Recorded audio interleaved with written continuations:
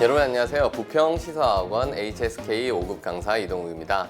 오랜만에 여러분들과 영상으로 인사드리는 것 같아요. 오늘은 5급 오리엔테이션 시간인데요. 5급을 처음 준비하시는 분들 또는 5급 시험을 준비는 하고 있는데 조금 비체계적으로 준비를 하시는 분들을 위해서 일단 5급 시험을 이렇게 준비하라 라는 기본적인 간단한 소개를 해드리도록 하겠습니다. 자, 화면 보시면요. 5급 시험에 대한 소개가 이렇게 등급과 결과에 관해서 나와 있는데 여기서 여러분들 주의하실 게 이 성적과 결과 이 부분에 대해서 상당히 궁금해 하시는 분들이 많죠. HSK 시험은 듣기는 하나가 몇 문제인가요? 독해는 몇 문제고 작문은 채점이 어떻게 되나요? 이렇게 질문하시는 분들이 참 많습니다. 먼저 알고 계실 건요. HSK 시험은 한 문제당 몇 점이라고 정해져 있지 않습니다. 즉 절대평가 기준이 아니라 상대평가 기준입니다. 즉 상대평가란 내가 맞히는 문제를 다른 사람이 틀릴수록 내가 얻게 되는 배점은 높게 되는 거죠. 약간은 이기주의도 좀 적용이 돼야 되는데 자, 상대평가기 때문에 다른 사람들이 많이 틀리고 많이 어려워하는 부분을 내가 맞히게 되면 그만큼의 이득이 있는 시험이 또 상대평가겠죠. 그래서 점수 한 점이 한 문제가 뭐 1점이 될 수도 있는 거고요. 심지어 한 문제가 5점이 될 수도 10점이 될 수도 있습니다. 그건 시험을 치르고 난 다음에 응시생분의 통과율을 다 내봐야 하는 결과라서 우리가 치고 난 이후에까지도 사실은 알 수 없는 부분이고요. 사실 HSK 채점자들만 알 수 있는 그 시스템에 적용을 해봐야 되는 부분이라서 이런 부분 너무 신경 쓰지 마시고 대신에 HSK에서 어떤 부분이 조금 내가 어렵고 어떤 부분이 조금 나름 쉽다라고 정해져 있는 부분이 있을 거예요. 그죠?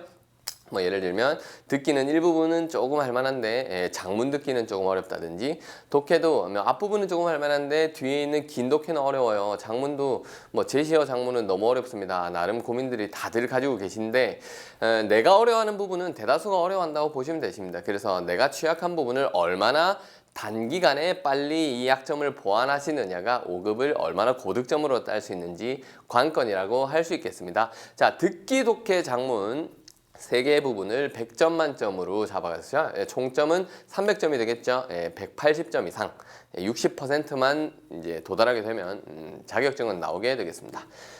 자, 시험 구성 및 소개는 우리 카페에 보시면 영상 아래 이 부분을 제가 따로 공지를 해 두도록 하겠습니다. 뭐 구성은 듣기는 몇 부분, 독해는 몇 부분, 또 장문은 몇 부분으로 되어 있다. 뭐 여기에 관한 내용인데요. 이 부분은 여러분들이 직접 한번 보시고요. 자, 듣기에 관해서 그러면 본격적으로 간략하게 방향만 오늘은 좀 짚어드릴게요. 다음과 같은 세 가지에 주의해 주십시오. 첫째, 음악 감상하고 있을 시간이 없다. 이게 무슨 말이냐? 자, 우리 듣기 처음 시작하면 이렇게 뭐 중국 전통악기 같은데 그죠? 음악이 이렇게 흘러나옵니다. 그리고 뭐 HSK의 시험에 응시하신 여러분들 뭐 환영한다 이런 멘트들 나오죠. 그러면서 듣기는 몇 부분으로 나뉘어져 있고 지금부터 제1부분 1번 문제로 들어가겠습니다. 까지 음악이 나오고 现在开始第一题 이 하기까지는 약 70초라는 엄청난 시간이 있습니다. 이 시간에 내가 멍하게 있으면 안 돼요. 이 시간에 최대한 많은 보기를 미리 읽어봐 두셔야만 됩니다. 이런 습관을 지금부터 들이셔야 돼요. 왜? 듣기에서 보기를 미리 읽는 습관을 가지자. 보기만 미리 읽어도 돼요. 출제자가 이걸 내겠구나 저걸 내겠구나 대충은 짐작할 수가 있어요. 자, 우리 HSK 5급 시험 중에 과거에 쳤던 문제를 한번 통계를 내보시면요. 참 재밌는 결과가 나오는데 만약에 내가 보기를 읽는데 A, B, C, D의 장소가 나와 있단 말이죠. 뭐 예를 들어서 학교, 병원, 뭐 도서관 이러한 장소가 나와 있습니다. 이런 경우에 묻는 문제는 크게 둘 중에 하나예요. 첫째, 이 사람이 지금 가려고 하는 목적지가 어디입니까? 또는 이 두 사람의 대화가 어디에서 발생하고 있습니까? 이 둘 중에 하나로 요약이 됩니다. 내가 보기만 미리 읽어봐뒀을 뿐인데 이만큼 듣기를 하는데 여유가 생기는 거죠. 그러면 장소 듣기는 내가 미리 봐뒀다. 그럼 여유가 있을 때 그 다음 문제, 그 다음 문제, 그 다음 문제까지 미리 봐두는 겁니다. 보기를 내가 미리 보는 것과 그냥 보는 것은 정말 결과는 천지 차이로 나타나요. 그래서 반드시 보기를 미리 읽는 습관을 가지자. 자, 5급 시험에서 문제와 문제 사이의 간격은 약 15초 가까이나 됩니다. 그러면 내가 보기를 미리 읽었다 가정을 하고요. 그러면 문제가 나온 후에 최대한 빠른 속도로 그게 1초면 가장 좋겠죠. 근데 뭐 2초, 3초, 최소한 5초는 넘기지 않는 게 좋아요. 그런데 많은 학생들 우리가 모의고사를 쳐보면 이러한 공통점이 있습니다. 예를 들어서 내가 듣기 5번 문제를 하는데 5번 문제가 너무 헷갈려요. 예, 보기 A, B 사이에서 많이 헷갈린단 말이죠. 그런 경우에 자, 만약에 내가 실제 시험장에 앉아서 시험을 보고 있습니다.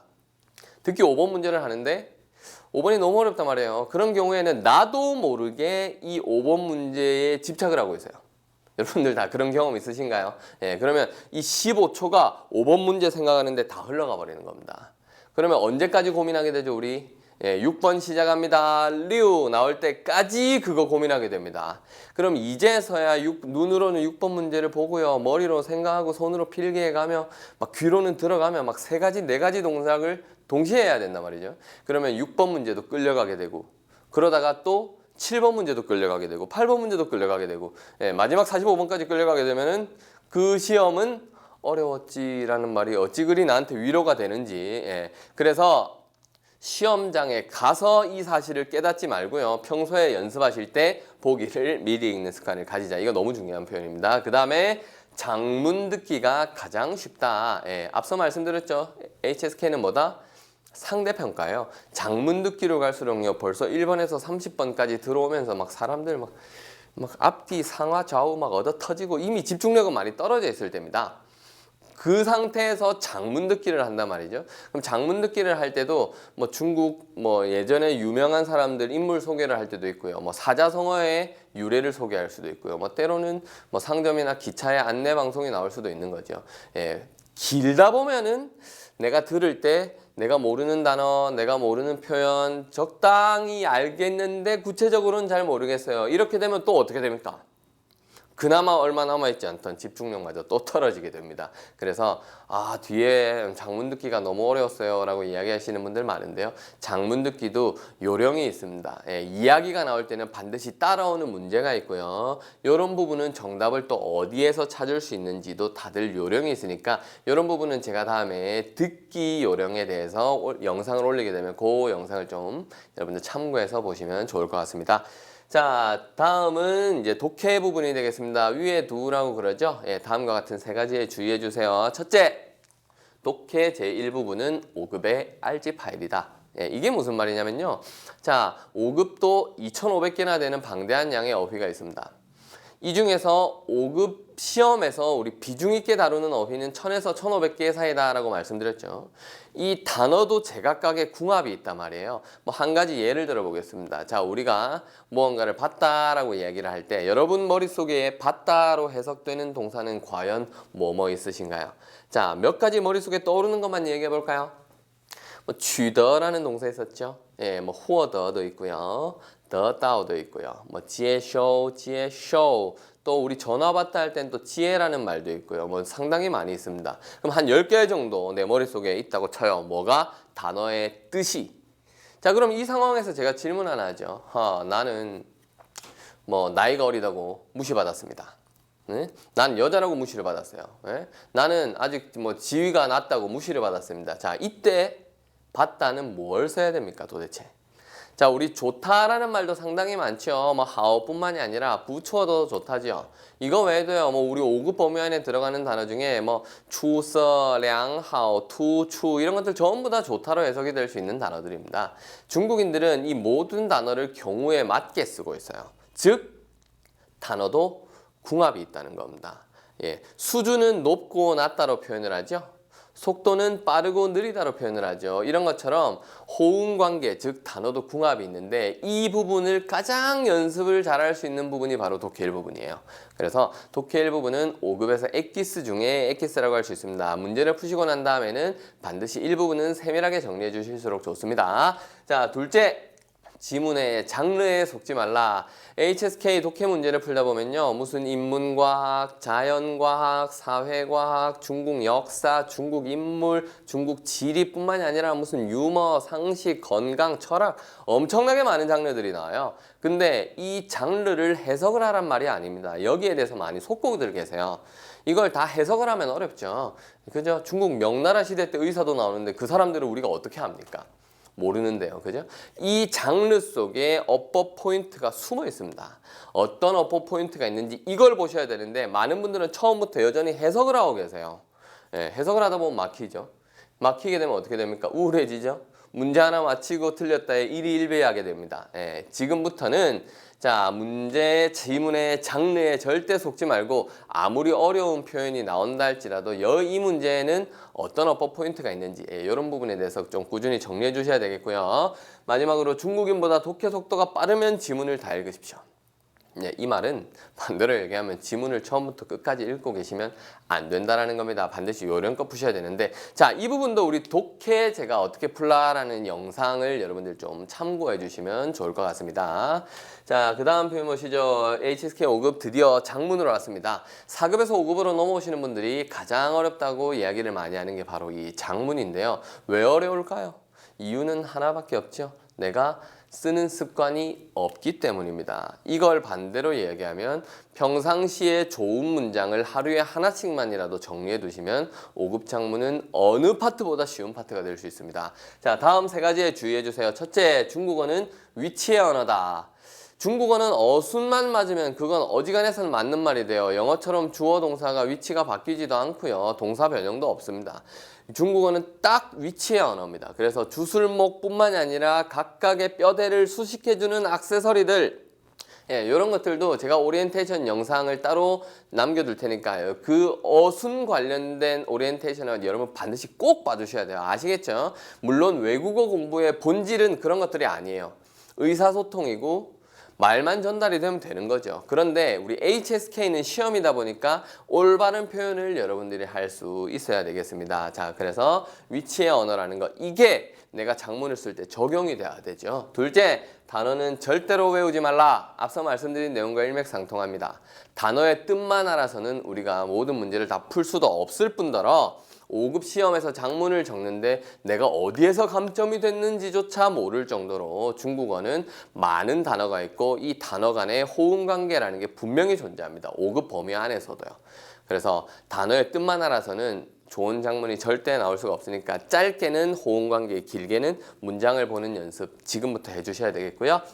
자, 플랜 A가 막히면 플랜 B, 플랜 C를 플랜 C로 승부를 걸어라. 자, 이게 무슨 말일까요? 과거에 기출문제 하나를 소개하자면 과거에 어떤 흑인 여자가요 줄자를 가지고 자기 허리둘레를 재고 있는 그 사진이 시험에 나온 적이 있습니다. 자, 여러분들 그러면 줄자를 중국어로 뭐라고 할까요? 자, 허리는 어디서 들어본 것 같은데 그죠? 허리둘레는 뭐라고 할까요? 또 줄자를 가지고 허리둘레 치수를 재다라고 할 때 이 재다는 또 동사를 뭘 쓸까요? 바로바로 떠오르지 않으시죠? 자, 그러면 안 적어야 됩니까? 안 적으면 채점하는 사람이 나한테 점수를 주고 싶어도 줄 수 있는 명분이 없는데요. 그죠? 그래서 이때는 어떻게 해야 되냐? 플랜 B를 빨리 가동을 해야 되는 거죠. 우리 예전에 배웠던 단어 중에 그 뭐냐? 뭐 다이어트다, 지엔페이, 뭐 성공했다, 전공. 그럼 다이어트에 성공했다, 지엔페이, 전공. 이런 표현이라도 대체해서 적어야 되는 겁니다. 선생님 시험장에서 너무 긴장이 되세요. 평소에는 늘 많이 썼던 지엔페이라는 단어가 시험장에서 떠오르지 않는데 이때는 어떻게 해야 되죠? 그때는 빨리 플랜 C로 가야죠.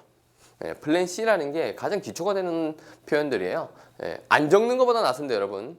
비워두면 절대로 안 돼요. 그래서 뭐 예를 들면 워메이티엔 운동이라든지요, 그죠?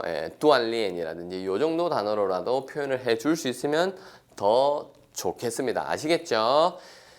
자, 오늘 HSK 5급 시험에 대해서 간략하게 여러분들에게 소개를 해드렸습니다. 여기에 제가 말씀드린 주의사항에 따라서요 준비해 나가신다면 뭐 5급은 단기간에 누구나 합격할 수 있는 시험이고요. 합격뿐만이 아니라 누구나 고득점으로 딸 수 있는 시험입니다.